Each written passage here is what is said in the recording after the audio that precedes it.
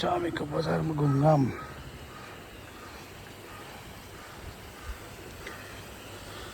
यो माथि गयो भने त खतरा देख्छ है। पुरै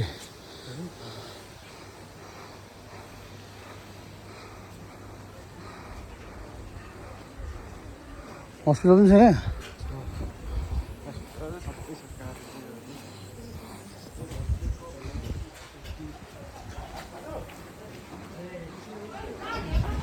जम्मी छ